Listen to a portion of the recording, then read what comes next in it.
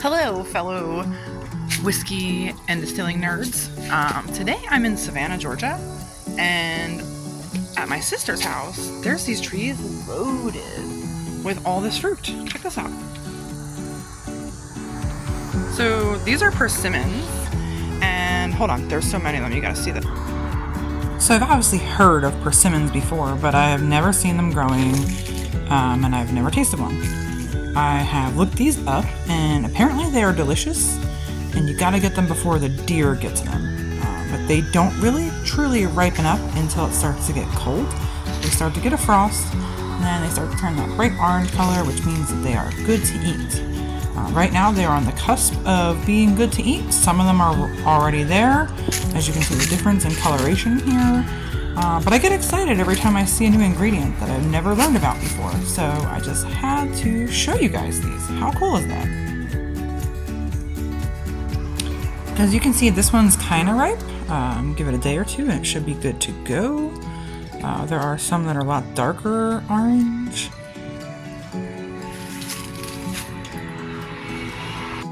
There's just these trees along the driveway, and I mean, loaded with this fruit. They turn bright orange, like this color, when they are ripe. And I've never seen persimmons before growing, and I've never tasted one. So look, you can see the difference here. So the yellow one's not really ripe yet, but this orange one is ripe. And I definitely want to taste this and see what this is, because I think you know where my mind's going with this, right? Persimmon moonshine.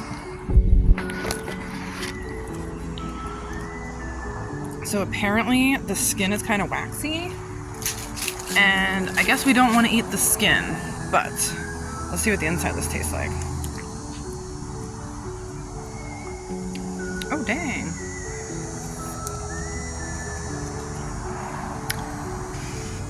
Oh my god. Whoa, that's delicious. It's like, kind of like a mango? Oh, got something on my face. It's kind of like a mango, yeah. Super, super sweet. And look at the inside. Just like this mushy fruit. Yeah, so my sister says people literally come and collect all these things as soon as they get ripe. They're on the cusp of getting ripe now, maybe like in the next week or so. They'll ripen up.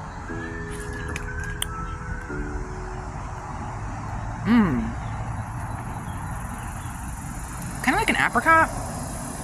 Kind of like a mango. Yeah, so that's persimmons for you. Top looks like this. They're this color when they're good to eat. If you see them, get them. Any of you guys familiar with me knows that I'm going to go and research anything new that I discover. So, interesting facts about persimmons. They can be used to bake cookies and bread. They came into California from China. There are like 2,000 different types of persimmons, but 2 commercially generally that you can have access to. And these trees can grow 70 feet tall and make up some of the hardest hardwood that you can get, which I found pretty interesting. So super hardwood trees here. Very cool. I also noticed the difference between the persimmons growing in the backyard and the persimmons growing in the front yard. So I brought you out here to show you these. And then there's 2 different kinds of persimmons, yeah. So they got them both growing here, which is pretty cool. These ones are a different shape, and they're a lot harder.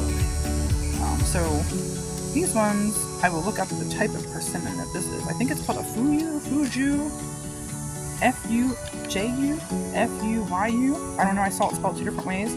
But these are a little bit harder and they remain crispier when you cut them, where the ones in the front, shaped like a Roma tomato, are much softer. Yeah, pretty cool.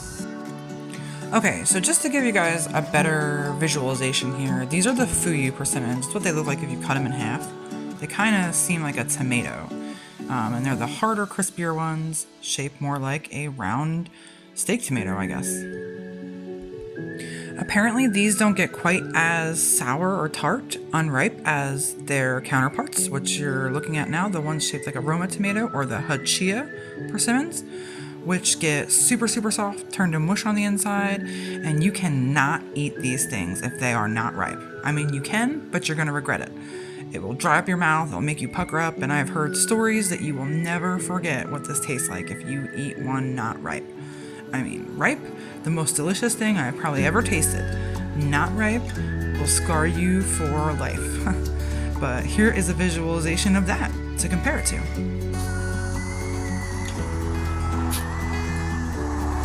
Okay, so I got this one nice and ripe one, and these that are shaped more like a Roma tomato are super soft and very juicy inside. Extremely sweet. I would say there's a lot of fermentability to this fruit. I'd be curious to check the gravity and see what the gravity of these things are. Oh my god, that's delicious.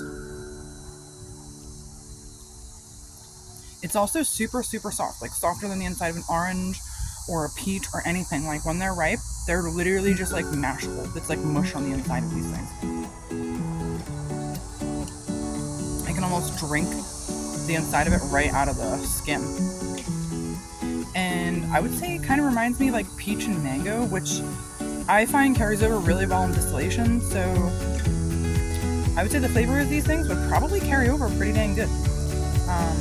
Definitely something that you should try out, because I'm going to try this out. So what do you guys think? Would you make persimmon moonshine? Have you made persimmon moonshine? I mean, I'm just really curious if anybody has any recipes and what you guys think about this. Would you try it out? Because I'm thinking it's a good idea.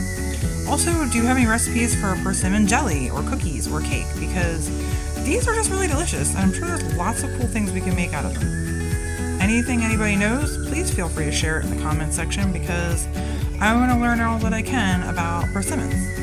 Thanks. There's probably not enough for me to get here while I'm visiting in Savannah to make a good sized mash.